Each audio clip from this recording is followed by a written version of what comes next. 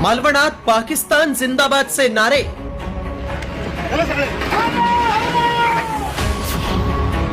भारत जिंकला तरी पाकचा जयघोष,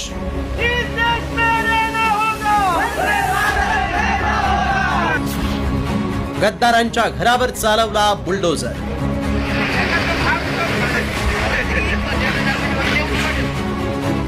रविवारी झालेल्या रोमांचक क्रिकेट सामन्यात भारतानं पारंपरिक शत्रू पाकिस्तानवर मोठा विजय मिळवला. या विजयानंतर भारतातील गुप्तपणे दडून बसलेल्या पाकाड्यांची मळमळ ही मालवणमध्ये समोर आली.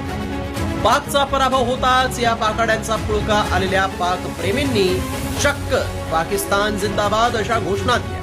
ही धक्कादायक बातमी समजताच राज्यभरातून या विरोधात संताप व्यक्त झाला आणि प्रशासनानं वायरी आडवण येथील भंगार व्यावसायिकांना जन्माची अद्दल घडवली.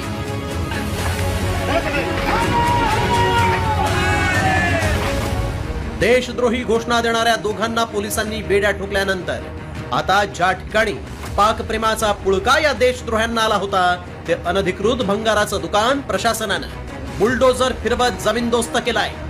प्रशासनानं कशी कारवाई केली जाणून घेऊया थेट घटनास्थळावर. रविवारी झालेल्या भारत पाकिस्तान सामन्यादरम्यान याच ठिकाणी काही मुस्लिम परप्रांतीयांनी घोषणाबाजी केली होती. भारत विरोधी ही घोषणाबाजी केली होती. त्यानंतर सकल हिंदू जो समाज आहे तो आक्रमक झाला होता आणि त्यानंतर इथे रॅली काढण्यात आली होती.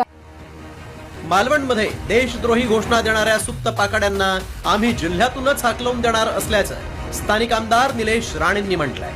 तसंच पोलीस प्रशासनानं तातडीनं कठोर कारवाई करण्याची मागणी देखील त्यांनी केली होती. त्यानंतर पोलिसांनी त्या भंगार व्यावसायिकाची राहण्याची खोली, शेड, भंगार साहित्य आणि 2 गाड्या जेसीबीच्या सहाय्यानं उद्ध्वस्त करत धडक कारवाई केली. प्रशासनाने त्याच्यावरती चोख कारवाई केली, पाडून टाकलं, उद्ध्वस्त केलं. त्याबद्दल प्रशासनाचं, पोलीस प्रशासनाचं आणि नगर परिषदेचं मी अभिनंदन करतो. पण फक्त 1 स्ट्रक्चर, 2 स्ट्रक्चर, 3 स्ट्रक्चर पाडून होणार नाही. आपल्याला हे नेक्सस तोडावं लागेल आणि त्याच्यासाठी लोकप्रतिनिधी, पोलीस, नागरिक हे सगळे एकत्र मिळून आपल्याला ह्यांचं हे रॅकेट उद्ध्वस्त केलं पाहिजे. भारतात राहून पाकड्यांचा पुळका आल्याची ही काही पहिलीच घटना नाही. याआधी देखील अशा घटना समोर आल्या होत्या.